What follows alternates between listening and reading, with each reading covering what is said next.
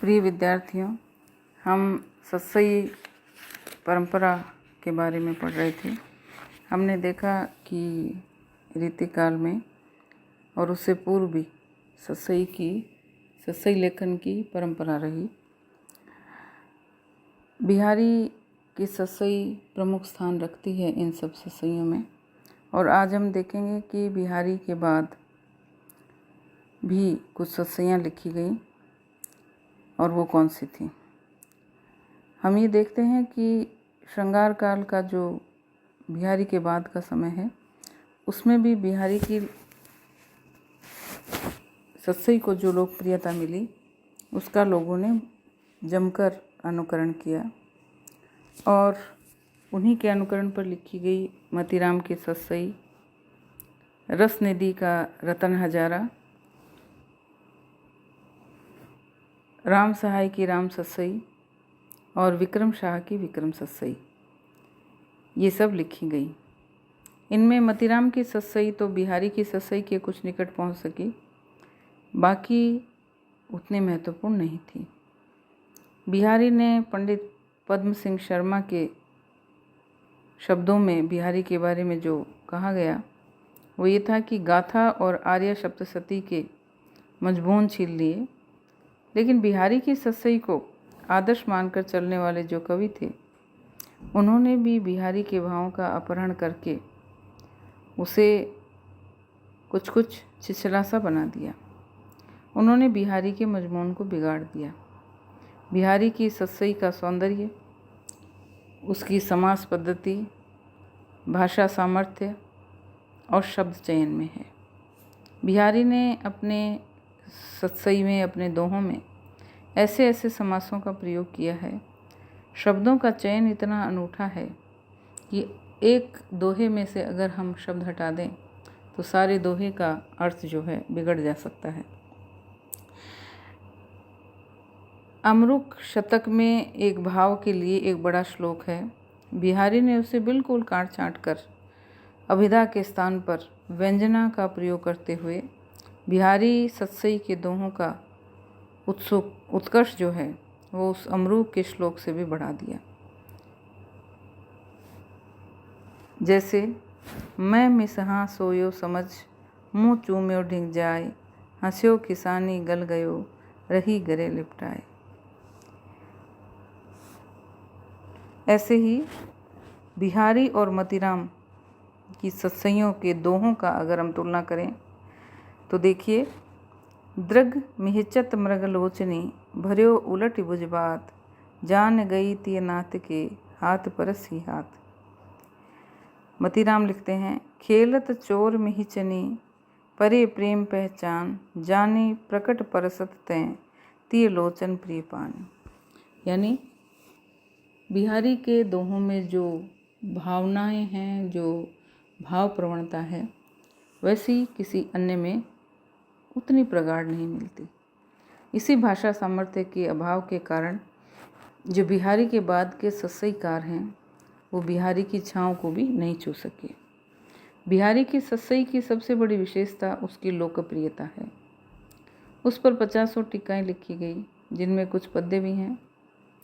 क्या प्राचीन और क्या आधुनिक सभी समालोचकों ने बिहारी की सत्सई की कारीगरी पर अपने विचार व्यक्त करते हुए उसे बहुत सराहा है। यहाँ तक कि प्रसिद्ध कवि रामधारी सिंह दिनकर ने भी बिहारी की सत्सई की विद्वता, उसकी श्रेष्ठता को, उसकी कारीगरी को प्रकट करते हुए कहा है कि बिहारी के दोहों में न तो कोई बड़ी अनुभूति है, न कोई ऊंची बात, सिर्फ लड़कियों की कुछ अदाएं हैं, मगर कवि ने उन्हें कुछ ऐसे ढंग से चित्रित किया है कि आज तक रसिकों का मन कचोट खाकर रह जाता है। जो लोग कविता में सिर्फ ऊंची अनुभूति या ज्ञान की बड़ी बड़ी बातों की तलाश में रहते हैं, बिहारी की कविताओं में उन्हें अपने लिए चुनौती मौजूद मिलेगी। बिहारी की कविताओं में से आलोचना का यह सिद्धांत आसानी से निकाला जा सकता है कि कविताओं की सफलता भाव या विचार की ऊंचाई से नहीं, बल्कि कारीगरी के साथ पूर्णता से है। कविता कामायनी में भी सफल हो सकती है और बिहारी सत्सई में भी, और दोनों की सफलताएं अपने अपने स्तर पर अद्भुत और महान हैं। बिहारी के पश्चात रतन हजारा ने रसनिधि सत्सई लिखी और बिहारी की सत्सई परंपरा को आगे बढ़ाया। इन्होंने लक्षण ग्रंथ न लिखकर केवल लक्ष्य रूप में कविता की। रतन हजारा में इनके दोहों का चमत्कार देखने योग्य है। ये श्रृंगार प्रधान कवि थे और इन्होंने बिहारी का अनुकरण करने में कहीं कहीं उनके वाक्यों को भी ज्यों का त्यों रख दिया है। फिर भी रतन हजारा में बिहारी सत्सई की विशेषताओं का प्राय अभाव है। फारसी की आशिकी कविता का इनकी कविता पर व्यापक प्रभाव है। इन्होंने रीति की भूमिका पर ही कविता की है और इनकी कविता में चमत्कार प्रदर्शन का थोड़ा खुला प्रयत्न है। ये लिखते हैं, चतुर चितेरे तू सभी लिखत नहीं ठहराए, कमल छुअत कर अंगुरी कटी कटाचन जाए। ऐसे ही इस सत्सई के माध्यम से बिहारी दूसरे सत्सइयों की अपेक्षा उच्च स्थान पर ठहरते हैं और बिहारी सत्सई में उनका स्थान सर्वोपरि माना जाता है। श्रृंगार काल में बिहारी की जो विशिष्टता है उसको प्रकट करने के लिए हम ये कह सकते हैं कि केवल लक्ष्यबद्ध रचना करने वाले कवियों का लक्षण और लक्ष्य दोनों प्रकार की कविता लिखने वालों से ये बात अलग है। इन्होंने क्रम से काव्यांगों एवं नायक नायिका भेद का विवेचन नहीं किया है, इसलिए इनकी रचना लक्षणबद्ध रचना नहीं कहलाती है, बल्कि आचार्य शुक्ल ने लक्षणबद्ध और लक्षण मात्र इन पर कविता करने वाले कवियों को श्रृंगारी कवियों के रूप में दिखाया है। इन्होंने क्रम से रसों, भावों, नायिकाओं और अलंकारों के लक्षण कहकर उनके अंतर्गत अपने पद्यों को नहीं रखा। अधिकांश ये भी श्रृंगारी कवि हैं और इन्होंने भी श्रृंगार रस के फुटकल पद कहे हैं। रचना शैली में किसी प्रकार का भेद नहीं है, किंतु इन पंक्तियों के माध्यम से रीति मुक्त धारा के कवियों को भी शुक्ल जी ने ध्यान में रखा है। रीति मुक्त कवि रीति के बंधन तोड़ डालना चाहते थे और ये कवि हृदय के फैलाव के लिए चौड़ी भूमि चाहते थे, यानी रीति के बंधनों से युक्त होकर ये अपनी कविता को बंधनों में बांधना नहीं चाहते थे। तो रीति की ये परंपरा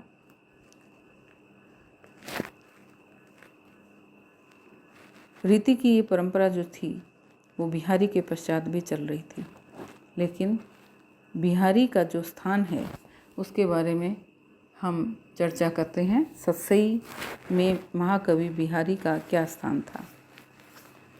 लक्ष्य मात्र प्रस्तुत करने वाले कवियों में बिहारी का स्थान प्रमुख रहा।